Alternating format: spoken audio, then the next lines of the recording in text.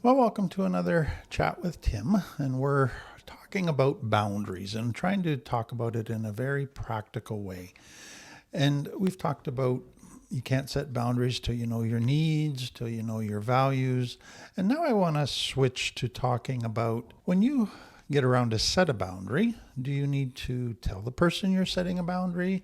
Do you just go ahead and set it? Do you need to negotiate, to ask for permission?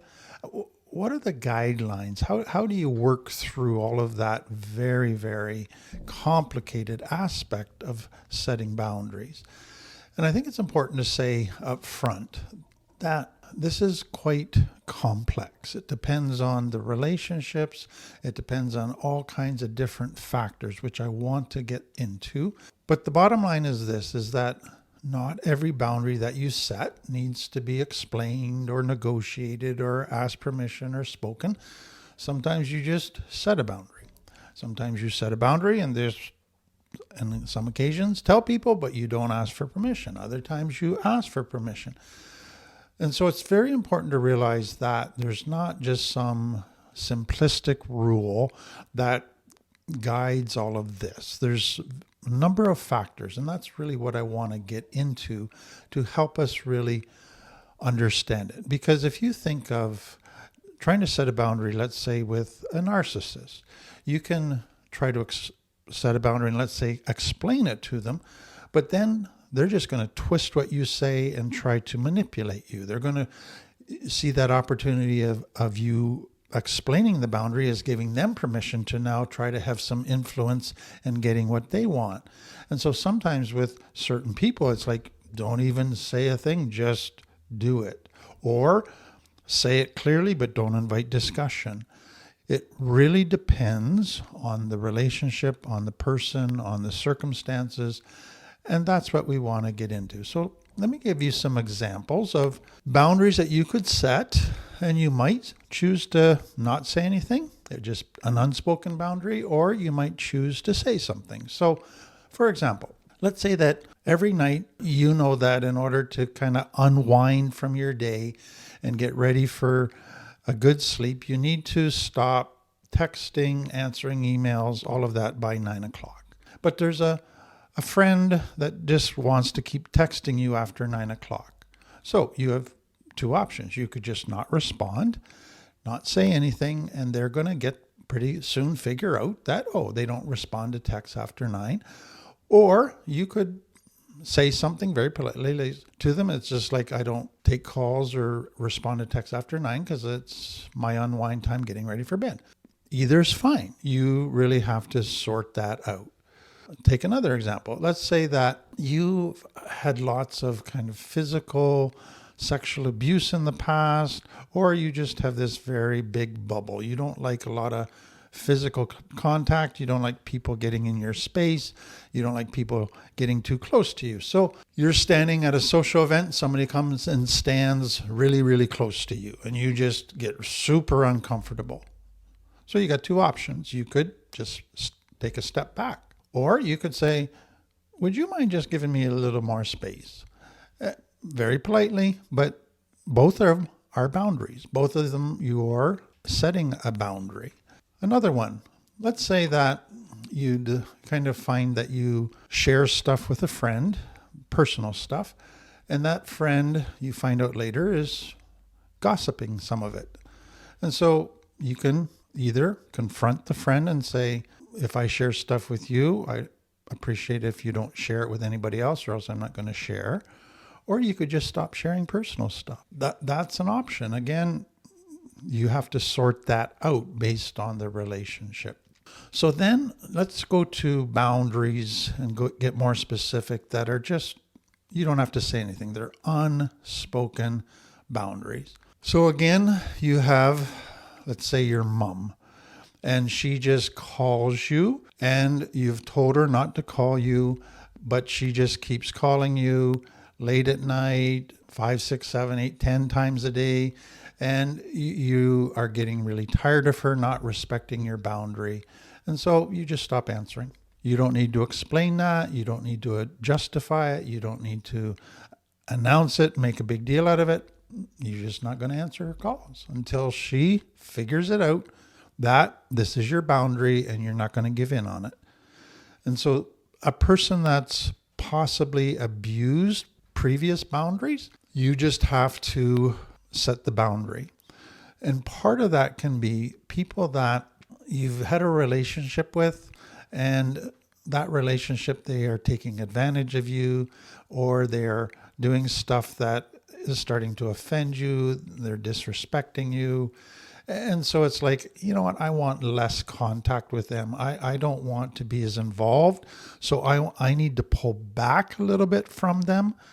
You don't need to announce that. You can just pull back. You can just talk to them less, see them less. All of that can be a very important step for you. Another one in line with that would be every time you spend time with a certain friend, let's say you go out for coffee once a week or once every 2 weeks, and you enjoy this friend, there's lots of fun with this friend, but this friend has, if you share personal stuff, they like to give you advice, they criticize you, you always walk away feeling a bit put down, a bit drained. Or you go out with this friend and you have lots of fun, but then every time they just talk about their spouse in a very negative way, or their problems in a very self-pitying way, they don't take advice. And so you go, okay, I love this friendship, but I don't like this aspect of this friendship. It always leaves me drained and frustrated. So what do? You just share less personal information. That way they're not going to give you advice or criticize you.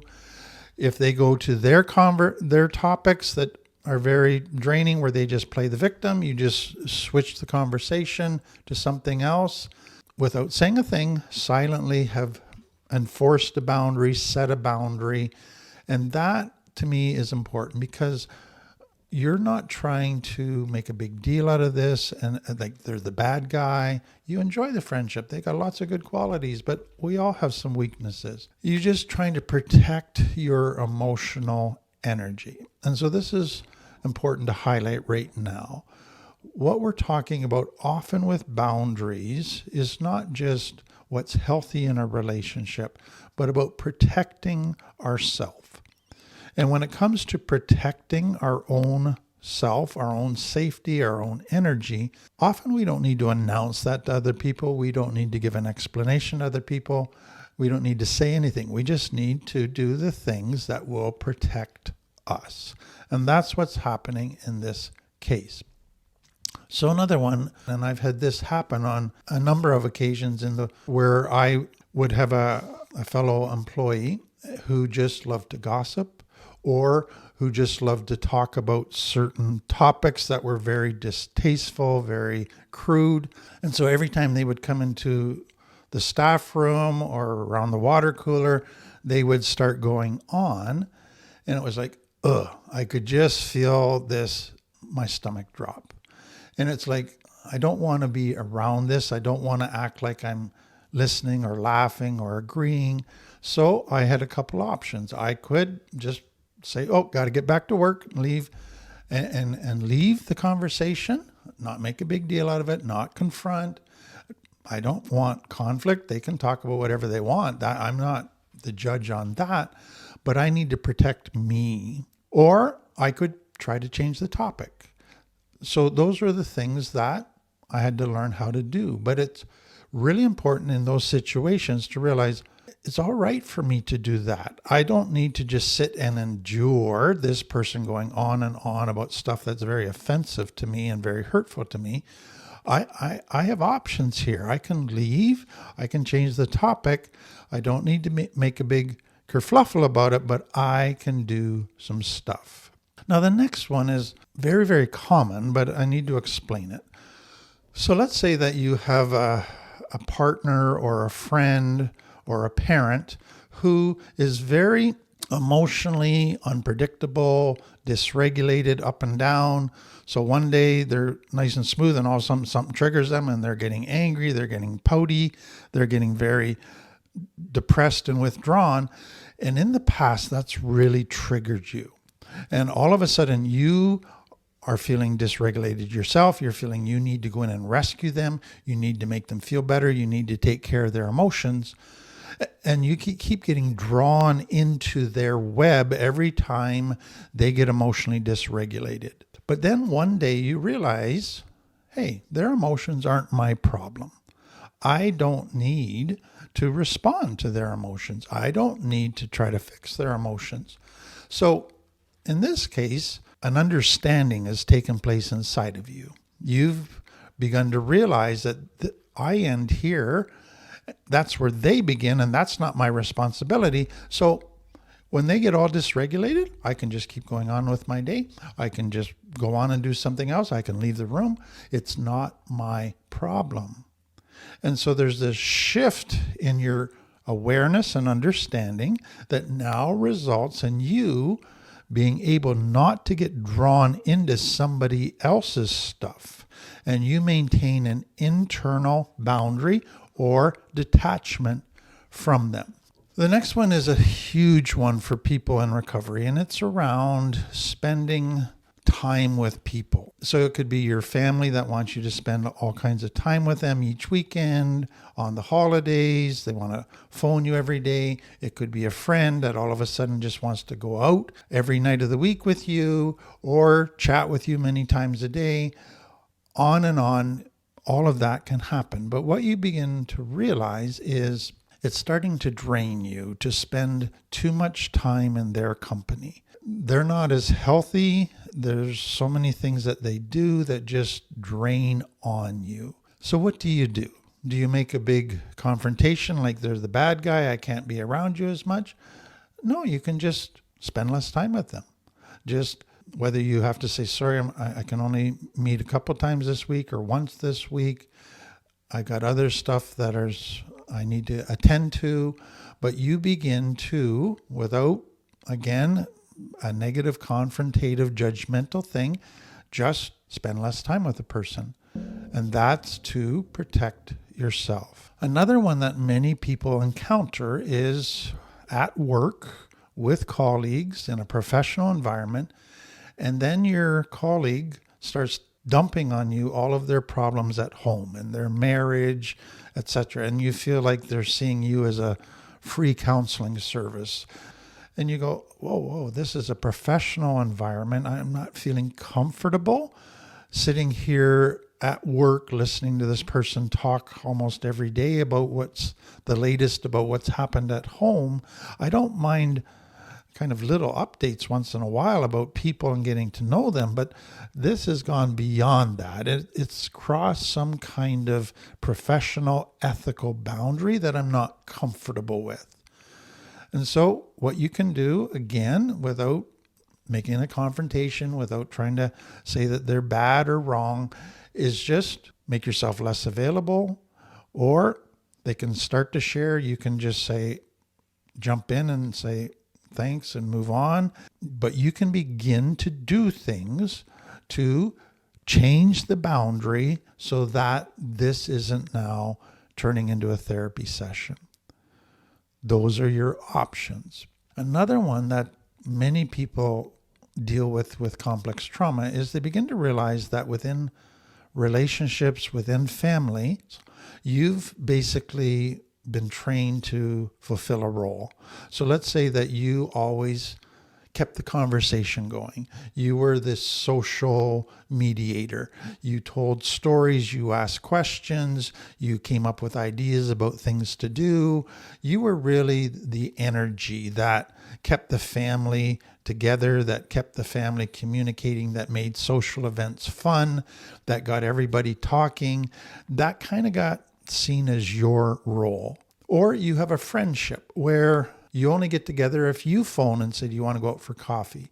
You only talk at deeper levels if you initiate talking at deeper levels. The other person lets you lead. They always follow. They never initiate anything. And you're starting to go, that's not healthy. This is not a mutual relationship where effort is being reciprocated. And so you decide, I am not going to initiate conversations. I'm not going to initiate all of the get-togethers. I'm not going to carry everything in the social setting. And then you go to a social setting and it kind of falls flat. Then your friend doesn't initiate back to go out for coffee. And then you begin to go, wow, this was a one-way relationship. This relationship, if I wasn't doing the work, nothing happened because they're not doing the work. And so you, again, have come to a realization that something in these relationships isn't healthy. And I'm part of it. So I'm going to clean up my side of the street. And whatever happens, happens. They're going to have to then figure out if they want a relationship with me, they're going to have to initiate some stuff. And that's perfectly acceptable. What are the guidelines for what I've just explained? So again, you don't have to announce every boundary, especially when it's about your safety. So protecting your time, your energy, your emotional world, your physical world. You can just set boundaries. You don't need to explain that. Spoken boundaries are required when it's affecting somebody else's behavior and requires their cooperation. And we're going to explain that in more detail. So there might be some cooperation needed from the other person. And so now you need to talk. So you could be asking your roommate, can I borrow this? Or you're going to be on a date. So you ask your roommate, would you mind just letting us have the apartment alone tonight? I need some privacy. Or your partner has started to make little shots at you and you need to ask them to be respectful. So you need the other person to change their boundary to help keep you safe. You need the other person to change their boundary in order to meet some of your needs. Then you need to be able to talk about it. And so that's where you have to speak clearly, respectfully, and in a later talk we're going to go into detail about how to speak those kind of boundaries. But you want it to be clear enough that the person clearly understands where you're drawing the line that you want them to stick to. Now, there's some people that don't always need spoken boundaries because they're really good at picking up indirect cues. And so you can have a very sensitive, considerate friend, and they can just see that you're really tired, you're really frustrated, and so they're not even going to try to spend more time with you. They're just going to respect that and give you space. Those are wonderful friends to have that are able to, who know you well enough that really pick up those cues. And so not everybody's like that. And that's what's important to understand. Most people can't read your mind. Most people don't pick up subtle cues in your world, only those very close to you and sensitive to you. And so you're going to run into people that either don't pick up your cues, or if they do, they just override them. They don't really care. They just want what they want. And so they're pushy, they manipulate, they try to use guilt trips, anger, pouting, whatever to manipulate you. And so people like that, you need to speak clearly what your boundary is. It can't remain unspoken and just hope that they pick up the cues. You have to be able to say, this is the boundary. Say it clearly, say it calmly. They're not going to hear it just with subtle cues. Now, in many cases with people like that, especially if they're trying to manipulate you, especially if they're narcissistic, is announce it but don't invite discussion. Because as soon as you invite discussion, they're going to try to twist it. They're going to try to find a way to manipulate you and use what you say against you. So you're just announcing it very clearly. The next one is the other person's behavior endangers you or deeply affects you negatively. So it's very hurtful. It's very dangerous. It's very scary to you. It's very triggering to you. So repeatedly disrespecting you, repeatedly putting you down. The other person repeatedly disregards your boundaries and tries to push past them. The other person makes you feel very unsafe when you're alone together with them. So those ones you need to be able to be super clear about and enforce with action to make very clear that your boundary is going to be the boundary. You're not going to give in to their boundary because your safety and self-respect is the important thing here. The final one is the closer the relationship, so your partner, a very close friend, teammate, children, you need to be able to explain the boundary usually. You need to be able to help them understand what the boundary, involve them in discussion about the boundary. Relationships that might be close, let's say biologically, parents, families, cousins, but they're not really close as far as intimacy, connection. You don't need to speak to them as much. But the ones you have to live with every day, get along with, that you have a very close relationship that you want to keep prepared, you need to be able to speak to that, but speak with care, speak with great respect. So what I really want you to see out of this talk is it is so nuanced. So when people take our boundaries course, many of them, they get the very black and white principles of boundaries and they go, oh, okay, I understand boundaries. I'm ready to go. Then they find out that every relationship, you use those principles, but then there's like 100 other little factors that you go, but what about this? But what about this? But what about this? It's so nuanced. It's complex. And so there's a lot to think through. And we just thought through one aspect today of when do I say a boundary and when do I not have to say a boundary. Next time we're going to get into, okay, if I have to say a boundary and then ask permission, how do I do that? So I'm just hoping this will help you begin to fill out some of the more nuanced pieces of boundary setting.